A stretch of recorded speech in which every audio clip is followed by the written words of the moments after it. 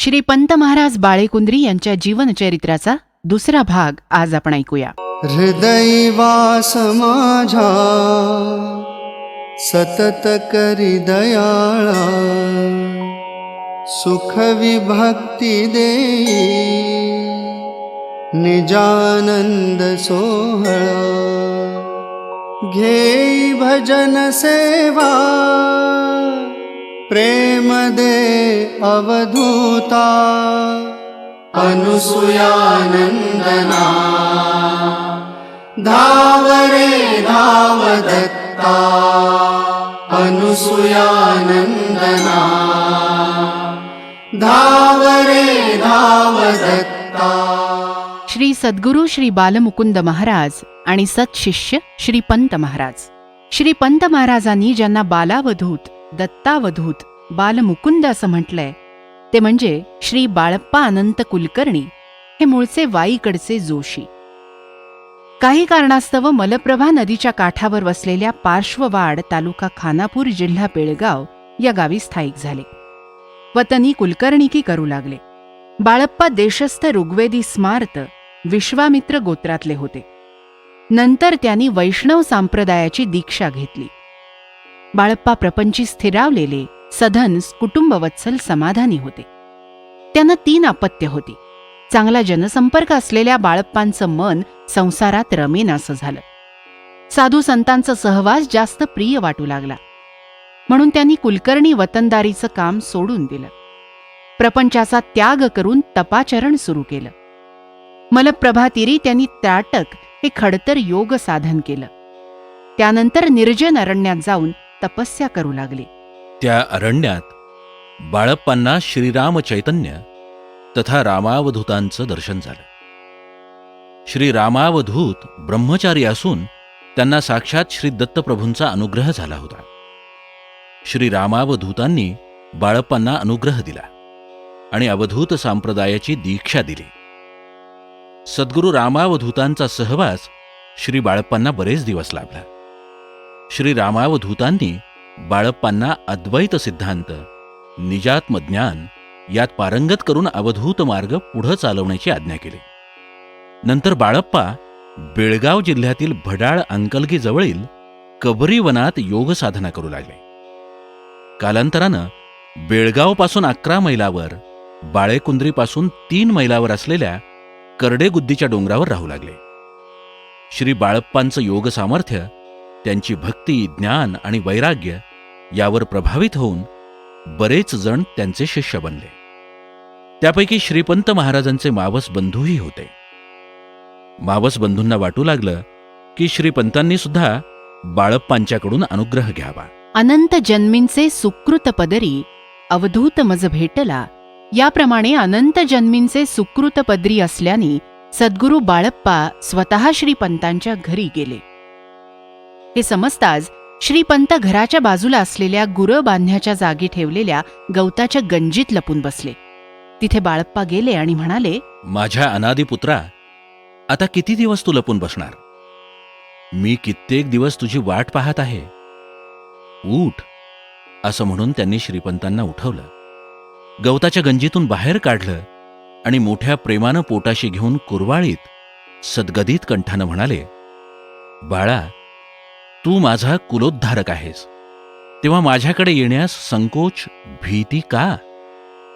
अशा अद्भुत रीतीनं बाळप्पा म्हणजेच बाळमुकुंद महाराज आणि श्रीपंत महाराज या अद्वितीय सद्गुरू सत्शिष्यांच्या प्रथम भेटीचा योग जुळून आला.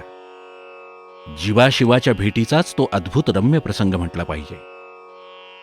अवधूत संप्रदाय चालवण्यासाठी वारसदार भेटलासे वाटून सद्गुरू बाळमुकुंदांना अत्यानंद झाला. अश्विन वद्य द्वादशी गुरुद्वादशी 1875 या दिवशी सद्गुरू बाळमुकुंद महाराजांनी श्रीपंत महाराजांना वयाच्या 20व्या वर्षी विधियुक्त अनुग्रह दिला. बाळेकुंद्रीपासनं 3 मैलावर असलेल्या करडेगुद्दी, देसनूर तसंच पार्श्ववाडच्या निर्जन जंगलात श्रीपंतांच्याकडून खडतर योगसाधना करून घेतली. आत्मोन्नतीसाठी श्रीपंत महाराजांना सर्वतोपरी बोध केला आणि आपला उत्तराधिकारी म्हणून अवधूत संप्रदाय चालवण्याची आज्ञा केली. त्यावेळेला श्रीपंत महाराज 22 वर्षांचे होते. त्या काळी सद्गुरू बाळमुकुंदांचा शिष्य परिवार बराच मोठा होता. त्यातले काही श्रीपंतांच्या अगोदरच बाळमुकुंदांचे शिष्य झाले होते. असं असूनही सद्गुरूंनी श्रीपंतांना आपला उत्तराधिकारी नेमून अवधूत पंथवृद्धीची आज्ञा अधिकार दिला हे समजल्यावर श्री बालमुकुंद महाराजांचे इतर शिष्य आणि श्रीपंतांचे ज्येष्ठ गुरुबंधू त्यांचा द्वेष करू लागले. यावर श्री बालमुकुंदांनी त्यांना समजावलं, बाबांनो, तुम्हा सर्वांवर माझी सारखीच प्रीती आहे, पण दत्ताप्पा अर्थात श्रीपंत हा जन्मतःच पूर्णावतारी फार अधिकारी आहे. तुम्हाला त्याच्या ठिकाणचं गूढ दिव्यत्व दिसत नसलं तरी मला ते स्पष्ट दिसतंय. तो स्वयंप्रकाश आहे. त्याच्या अंतःकरणावरील अनादी मायाभ्रमाची काजळी नाहीशी व्हायला मी कारणीभूत झालो इतकंच. मी त्याचा निमित्त मात्र गुरु आहे. तुम्ही त्याचा हेवा करू नका. तोच माझा संप्रदाय वृक्षाचा नवा अंकुर आहे. त्याला नेमाने वागवा आणि अनिमित्त बंधुभावानी अवधूत चरणसेवा करीत गुरुप्रेम सुख भोगा, म्हणजे मला आनंद होईल. शिष्याच्या जीवनक्रमात सद्गुरूच्या प्रथम दर्शनाचं महत्त्व किती आहे याचं वर्णन करताना श्रीपंत महाराज म्हणतात, इतर पाहिजे ती वस्तू केव्हा ना केव्हा तरी हाती लागेल, परंतु सद्गुरू मिळणं फार कठीण.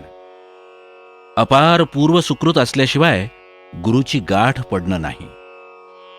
सद्गुरू दर्शन दिवस अनंत युगातील अनंत जन्मातील एक सुदिन, दिव्य योग घटिका. सर्व तीर्थाटन, सर्व व्रत, सर्व साधन, सर्व उपासना, जप तप अध्ययन, सर्व सत्कर्म, परोपकार ही एकाच काळी एकाच क्षणी सद्गुरू दर्शन योगरूपे फळतात. काशी क्षेत्रम तन्निवासम जान्हवी चरणोदकम या वचनाची सार्थ सिद्धी सद्गुरू दर्शनानं होते.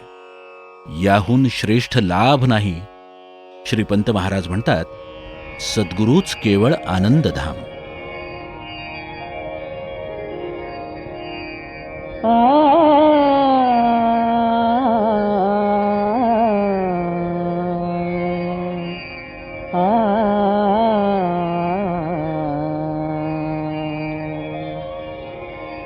गुरुराज केवळ आनंद धाम, गुरुराज केवळ आनंद धाम, गुरुराज केवळ आनंद धाम.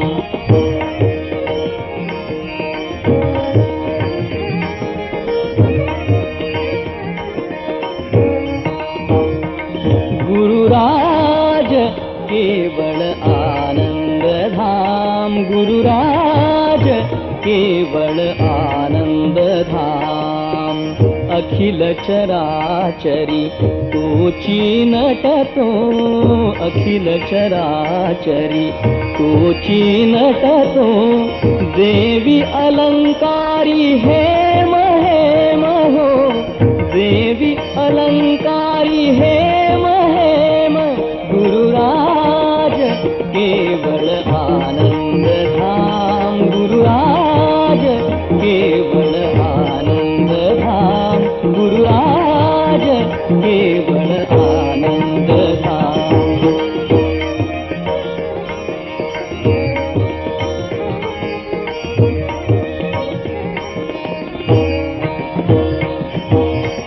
भाविक चिन्मंदिर दीपहा, भाविक चिन्मंदिर दीपहा. निरसी अनादि भ्रम भ्रम हो, निरसी अनादि भ्रम भ्रम. गुरुराज केवळ आनंद धाम, गुरुराज केवळ आनंद धाम, गुरुराज केवळ आनंद धाम.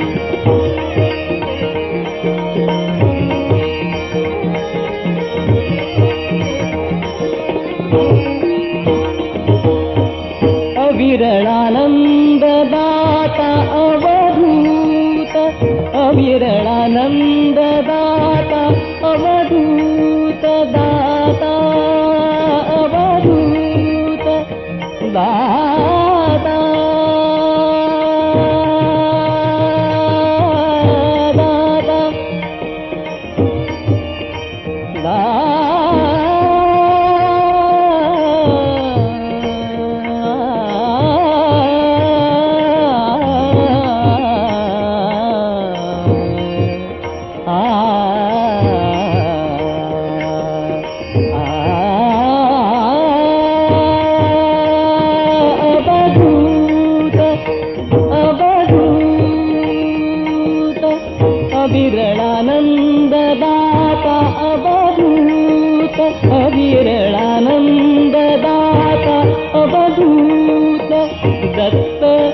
हृदयाभिराम अभिराम दत्त हृदयाभिराम अभिराम गुरुराज केवळ आनंद धाम गुरुराज केवळ आनंद धाम गुरुराज केवळ आनंद धाम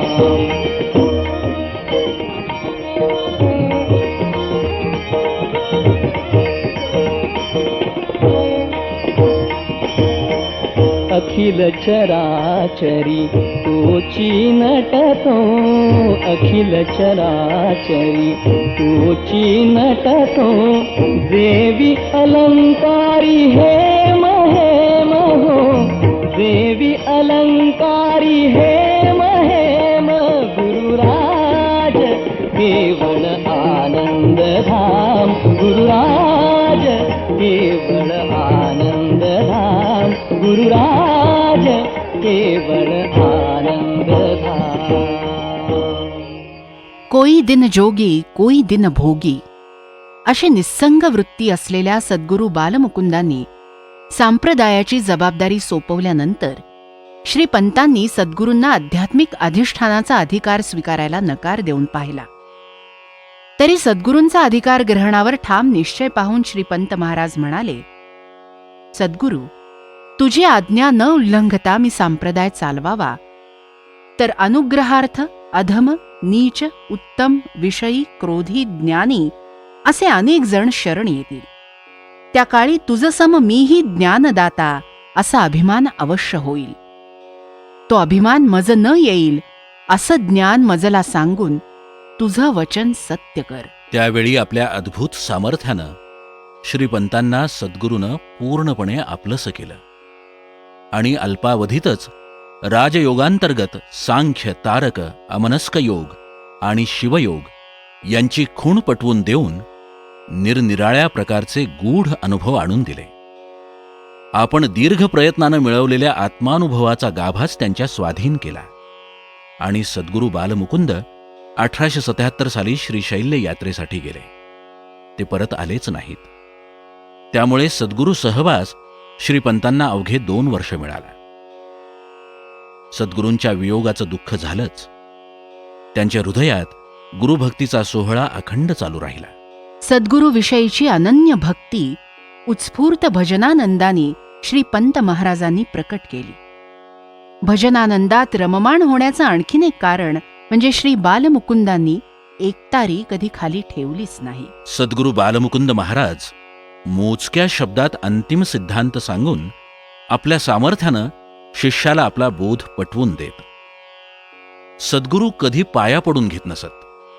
ते म्हणत, एकदा तू माझा झाल्यावर मग काय रे, तू राहिलाच नाहीस, तू मरून गेलास, मग कोणाच्या पाया पडतोस. त्यांनी शास्त्र कधी हाती धरलं नाही. तू स्वतः असल्यानं तुझा अनुभव काय तो सांग की. अमुक एक असंय म्हणतो, अमुक एक ग्रंथात असं सांगितलं आहे, ही उसाबर तुला कशाला. ग्रंथात मतभिन्नता असते म्हणून अवधूत मार्ग ते बोलून दाखवत नसत, तर ठळक उदाहरणं देऊन समाधान करत असत. सद्गुरू कृपेचा आणि ज्यात गुरुशिष्य भावही नाहीसा होतो अशा निरपेक्ष आणि समप्रेमाचा लाभ श्रीपंत महाराजांना झाला. सद्गुरू कृपाप्रसादानी सद्गुरूच्या अनन्य भक्तीचं बीज त्यांच्या अंतःकरणी रुजलं. पुढे शिष्य प्रबोधनातही श्रीपंतांनी सर्वांना शुद्ध आणि निर्हेतुक प्रेमाची देणगी सारखीच दिली. शुद्ध बोध सर्वांना एकच केला. सद्गुरू अवधूताला अधिकारी अनधिकारी ही भेददृष्टीच नाही. शरण आलेला प्रत्येक जण अधिकारीच, कृपापात्रच. म्हणून श्रीपंतांकडे अनन्य गतिक होऊन लीनवृत्तीने येणारा सुशिक्षित, अशिक्षित, स्त्री पुरुष, सुष्ट दुष्ट कसाही असला, कोणत्याही जाती धर्माचा असला तरी सर्व समावेशक भाव मनी दृढ करून त्यांनी सर्वांना आपलंसं केलं. प्रेमाकर्षण हेच त्यांचं अमोघ शस्त्र होतं. प्रत्येक मनुष्याला वेदांत शास्त्र अथवा इतर ग्रंथ वाचूनच मोक्षाधिकारी यायचा, तर दीन, दुबळे, निरक्षर, भोळे, भाबडे या लोकांना परमार्थ असाध्यच राहिला असता. जन्म घेतला याची कारणे, जड मूढ उद्धाराया असं म्हणत त्यांनी शरण आलेल्या प्रत्येकाला निजबोध देऊन तृप्त केलं. अभेद भक्ती, वैराग्य आणि ज्ञान ही स्वतःच्या आचरणात आणून इतरांनाही तसंच करायला लावणं हे लोकसंग्रहाचं एक लक्षण आहे. त्या दृष्टीनं श्रीपंत महाराजांचा लोकसंग्रह फार मोठा होता. त्यांनी शेकडो लोकांना निरपेक्षपणानं, निःपक्षपातीपणानं आणि शुद्ध प्रेमानं आत्मबोध करून एका गुरुप्रेमरज्जूनं सर्वांना बांधून ठेवलं. आपल्याकडे येणाऱ्या प्रत्येकाला श्रीपंत महाराज गुरुरूपातच पाहत. अंध परंपरा, अंधश्रद्धा, अंधविश्वास याविषयी श्रीपंत महाराजांना विलक्षण तिटकारा होता. यावर टीका करताना ते म्हणत, शंकांचं निरसन न करता विश्वास ठेवणं ही अंधभक्ती होय. अंधभक्तीमुळे मनुष्य अविवेकी बनतो, प्रयत्न सोडतो. भक्ती करून परत चिंता करणं ही खरी भक्ती नव्हे. भक्ती भित्री असू नये. दुःख सोसून केलेली भक्ती सद्गुरूला आवडत नाही. पराभक्ती, निष्काम भक्ती असावी. एकदाच सद्गुरूपदी पडावं. गुरुचरण रजोहम यातच जन्मसार्थकता.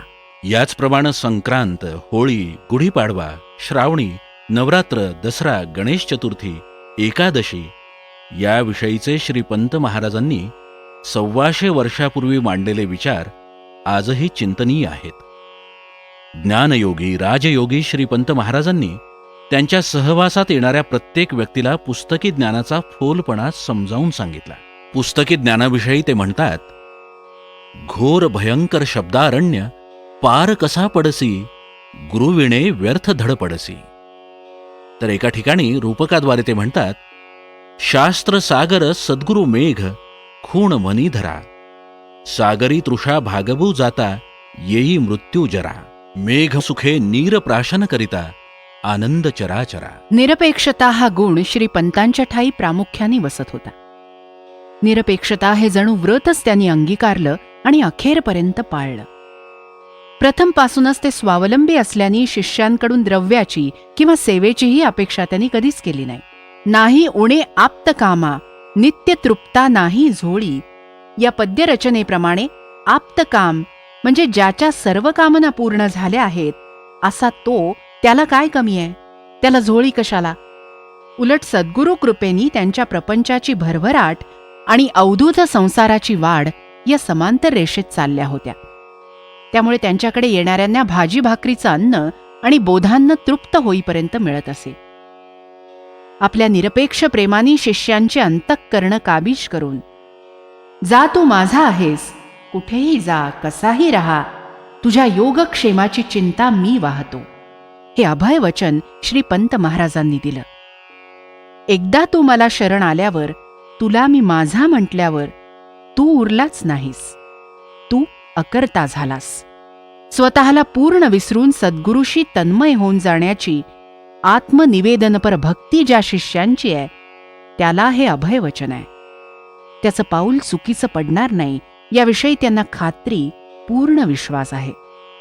अहंभाव टाकून अहम ममता न बाळगणारा शिष्यच असा अकर्तात्मक भाव दाखवू शकतो.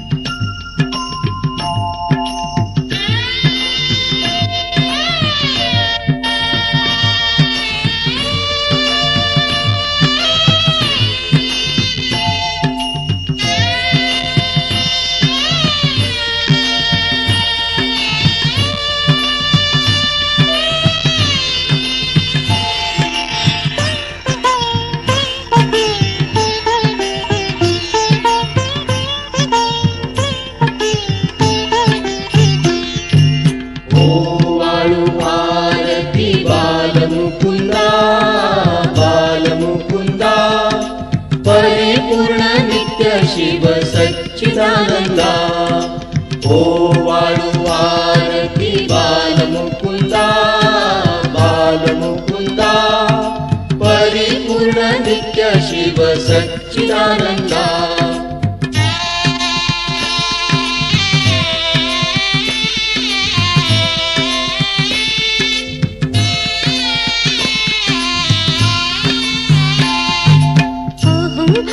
टाकणे हीच आरती, शब्द मनाविरहित सद्गुरु भक्ती. अहंभाव टाकणे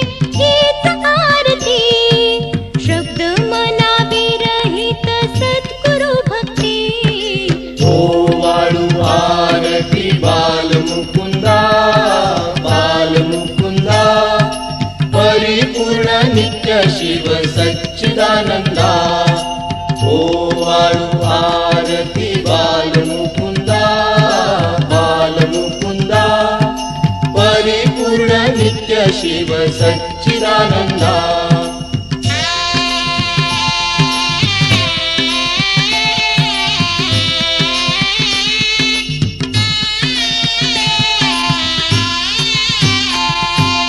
अहं ममता मुळीच नाही कायमी ओवाळू मौन धरू मी सद्गुरु चरणी नित्य आम्ही लोळू अहं ममता मुळीच नाही कायमी ओवाळू मौन धरू मी सद्गुरु चरणी नित्य आम्ही लोळू ओ वाळू आरती बालमुकुंदा बालमुकुंदा परिपूर्ण नित्य शिव सच्चिदानंदा ओ वाळू आरती बालमुकुंदा बालमुकुंदा परिपूर्ण नित्य शिव सच्चिदानंदा